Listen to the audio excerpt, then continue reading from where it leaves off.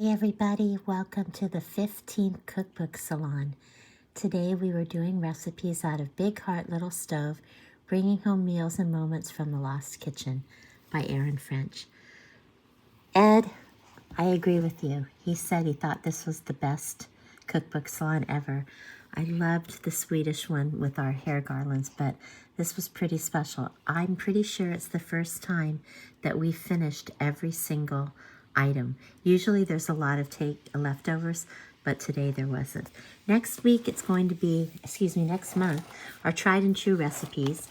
And for the baked portion or the dessert portion, we're using a cookbook called Sweet Tooth by Fennel. And I told everyone I bought it because look at the spine. It's going to look so cute with my other ones, isn't it?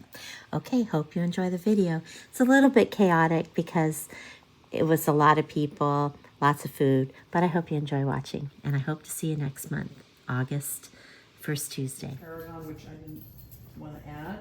It has basil, Thai basil, dill, and mint. Oh, can you tell us again what that was? The seared tuna. The seared tuna. And cut in smaller pieces because we have a lot. Oh, here it is. Here it is. Very nice. Anna, can you tell us what you brought? Well, it's a confession. I didn't realize my Libby book was going to disappear on me, and I didn't copy the recipe for the honey beets. And so I went straight to the New York Times, and I said, who needs to put honey on beets anyway? So I made Moroccan beets, very simple. It's got parsley, garlic, and olive oil and lemon, and a few chickpeas in there just to be, so they could be friends. Awesome. Minty, what did you bring? That's his backyard biscuits when they are cheddar scallion biscuits. And the baking powder was, despite the fact that I tested it and it should have risen, it did not. Oh, yeah. So they are extremely mediocre. And I also made summer squash roll-ups, which are also dairy-free. It's lactose-free ricotta cheese. But I have the faintest idea. So, because the zucchini is cooked and then the rest is fresh and rolled up. So there's arugula and mint in it. All right. May, what did you bring?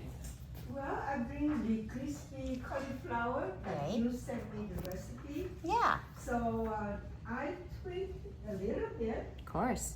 Instead of deep frying them after I roasted, instead of bread in flour and salt in here, if you're curious, there is a recipe here. And I air fried them because I thought maybe I'd try that to see if it's better. Another thing I didn't put in, I didn't drizzle the hot pepper flake because I'm afraid that somebody cannot eat too hot. And for the salt, I don't have modern salt, but I have the crystal salt from Greece that my daughter brought me from Athens. So I drizzle a little bit because I'm afraid that it will be too salty, then somebody will be shy away from salt. But I brought the little container, and if you like it saltier, you're welcome to add some. And, Thank you, May. Awesome. Leslie, tell us about your carrot salad. You did not put flour on it? I did put flour. You did, okay. Yeah. Thank you. Yeah, Oh, I flour, but very little. Yeah. They said that I used 1 cup of flour, 1 cup and a half of cup soda, Okay. but actually I only used half of the batter. Because you didn't, probably because of the way you cooked it differently. Cool. Leslie, tell us about your carrot salad. Okay, so I made the carrot salad, obviously, and the one thing that I didn't do, I thought I bought coriander seeds, but I bought coriander powder. And so I looked online to see the what for what, and it was about the same, but when I tasted, this was for soaking the apricots in first, so when I tasted them, I could taste a little grit. Oh, So I gave it a quick swish underwater, just to sort Perfect. of rinse them off, so hopefully that, Deep green. yeah, Degridify. Degridify, that's it, no big tale to tell here, I have a copy of the recipe. And welcome From Leslie, Lisa. it's her first time. Yay. My first time, I may have to dash out, because for the first time, I'm watching a friend's dog. Okay, that's all right. I'm sure a little bit like Okay, Peggy, tell us about your peach blackberry bread salad. Okay, so it's peach, blackberries, bread salad, so the recipe was to make croutons by frying them in a pan, which I didn't wanna do. So I did them in the oven, and I used the, fat, salt, Oh. yeah, we know. Look. Acid, Yes, fat salt, that acid, one. yes. Yes, and it was, Yeah. Was very helpful to go to do that, to make the croutons.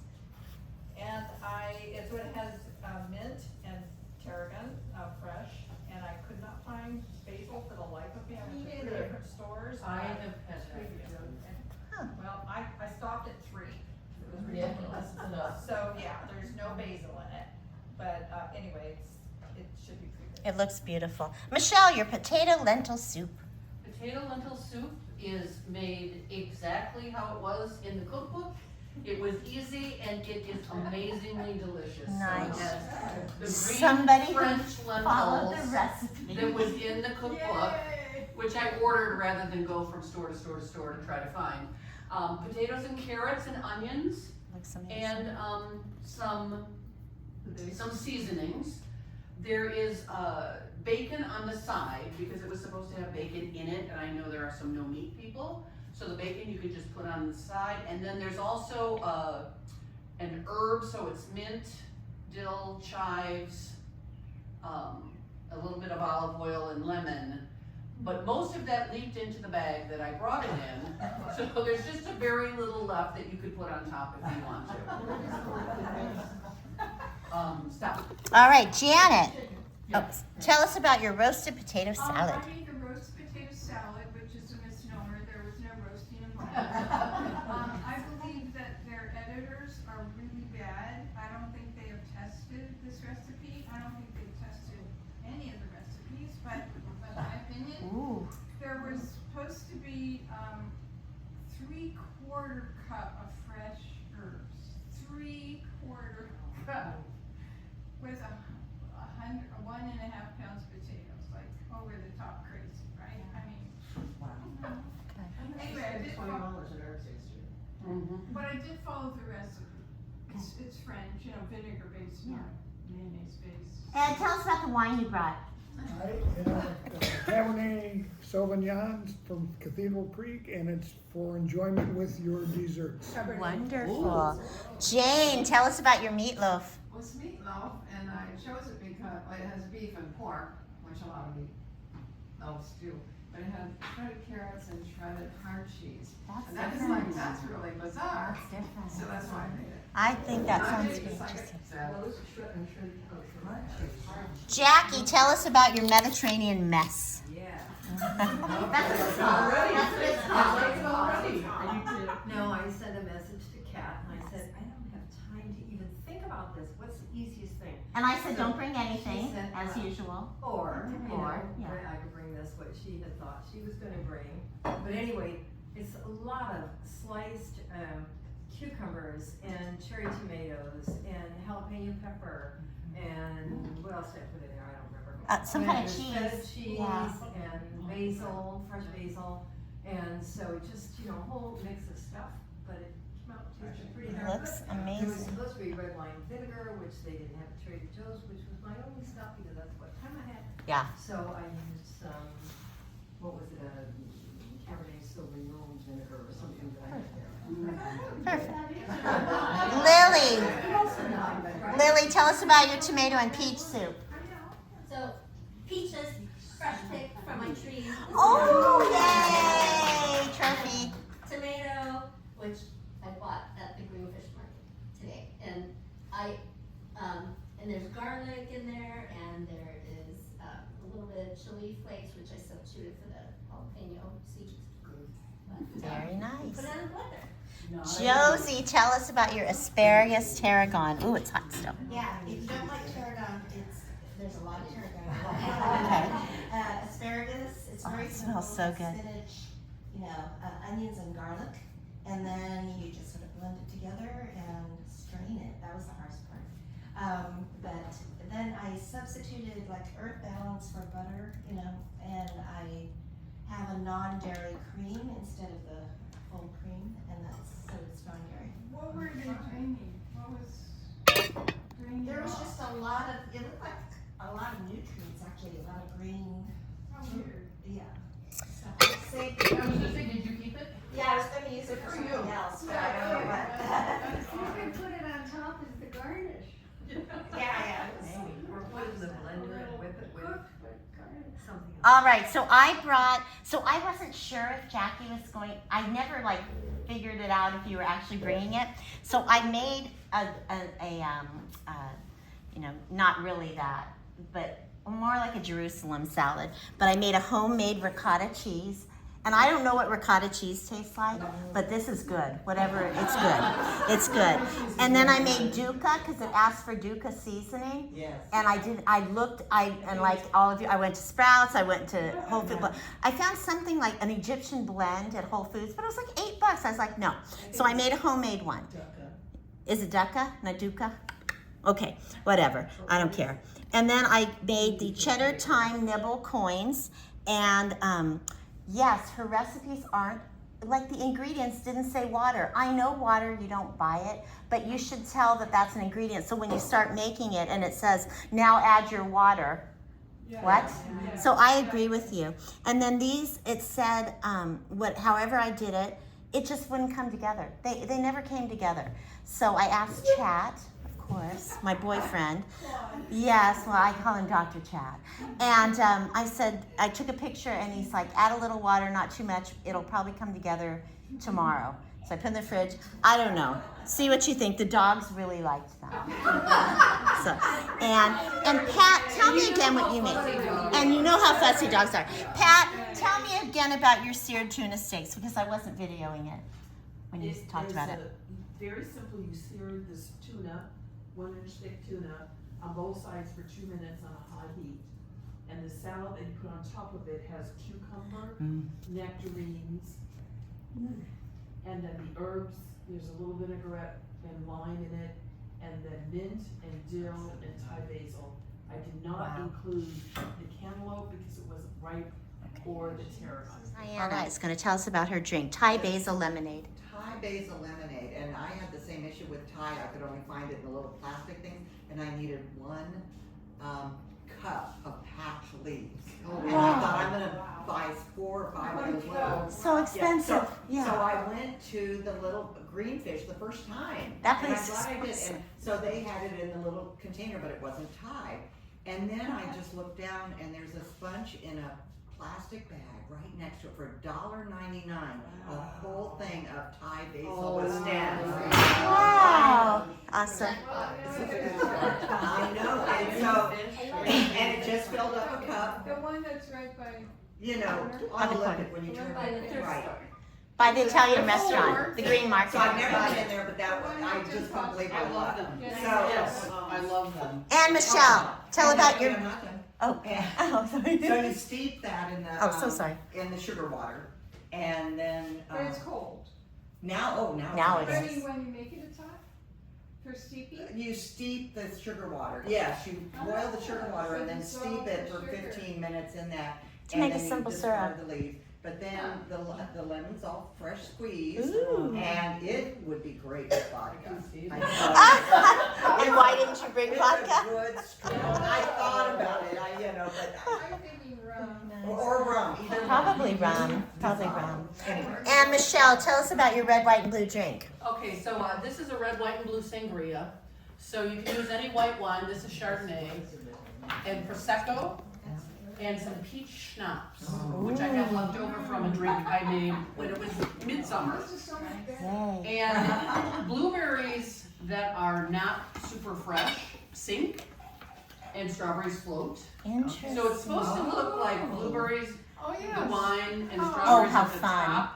But I That's didn't know cool. how much to bring because I didn't know who drinks. It's But help fine. yourself to strawberries, blueberries, cups, and straws, and help yourself to sangria. if you And like. save the cups because then she's going to take them back. So don't throw your cup away. Just put it back over Minimal here. trash. Minimal trash. You wanna switch that light on? From her recipe, Diana, right here. Diana. Behind you? There. I made the butter cake, but I made it in my Japanese show coupon because, you know, I spent $33 for it to make that milk bread last time. So now I've used it twice, so now it's only $15. It's going down. Because it was like supposed to be in a loaf pan, and I was like, well, why can't I just put it in the show coupon? So here it is, and I think it's cute. So when it comes out of the oven, oh, this was another one. The recipe is missing something in the directions. But when it came out of the oven, you're supposed to make a butter, you know, a sugar glaze, vanilla glaze, like I cooked it, and then you're supposed to pour it over it or brush it. So I did, and then I still had so much left, and I just couldn't keep doing it. I felt like, this is too much. I know, but I don't want it to be so soaked. It was butter and sugar, 8 tablespoons of butter. So I brought it so you can pour it over if you know, if you want more, because it might be dry. I might have made a critical error. I don't know. So anyway, butter cake. There you go. Diana, tell us about your caramel. Oh, okay, salted caramel custard. And I've never made a real custard before with all the water bath, and believe me, it is not dairy free. 4 cups of heavy cream. Oh, yeah, it's gonna be good. And one of them didn't make it. I only had this size ramekin. I wish I'd had small ones because I brought a spoon. You can just, you know, spoon it out. Yeah. And yeah, it's a 2-day process because you have to leave things overnight, and you know. And one didn't set up because I think water splashed in it. I was trying to be really careful, but Leslie lent me her very heavy roasting pan, and so, you know. Anyway, but it's strong and it's good, and they said a dollop of fresh made whipped cream. Yeah! That was a bridge too far for That me. was a picture. It looks great. Okay. And what's That would probably have been the easiest part of the whole thing. Right. Oh, right? right. Actually, I don't know what this one is. May, did you make this one? I make the banana. That's the Vietnamese style banana pudding. Yay. So banana, of course, and we have tapioca pearls and tapioca stick and Black sesame coconut cream. seed. Coconut cream. And the sesame seed is just like the topping. Okay. Yeah. Lots of coconut cream. It looks amazing. All right. Yeah. So I We have just this. scoop it out. Okay. Yeah, scoop it Cool. out. And Peggy, cherry almond cookies with a story. Oh, well, Yeah, and I have this in case people. Oh, that's yeah. Yeah. Second batch. This is so good. It also has a cornmeal. Oh, okay. As part of it, and the problem with the first batch was that I used a coarse ground cornmeal and a little hard rocks in there. And just, don't go coarse, that's a medium grind, that's perfect. I'll let you in it. And then tell about the interesting thing between the silpat and the parchment. Oh, so I'm still learning how to, the failure with the first batch was that I did not cream the butter nearly enough. Did not know what I was doing, did not know what the end goal was supposed to look like, so this one was much better. So you didn't do what? Cream the butter. Yeah, I did a little bit, but not enough.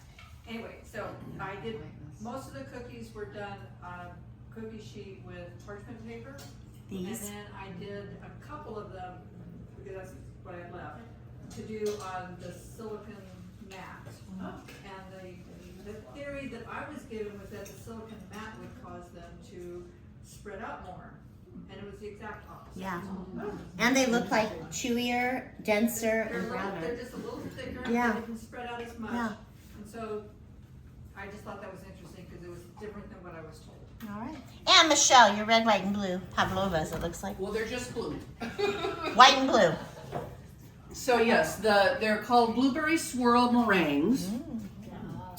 And so it's meringue on the bottom. And you do swirl blueberry preserves into the meringue. So I'm not super thrilled with the texture of the meringue as it turned out. But maybe it was because of that blueberry preserves, and maybe I should have done something different, but I don't know what. Then it has whipping cream with just a teens of powdered sugar in it. And then the top is a blueberry syrup with blueberries and lots of sugar. It looks amazing. So there's more of them. in this bottom pan, and if you want to just cut them in half, I have a little, might help you get it out of the pan or cut it in half.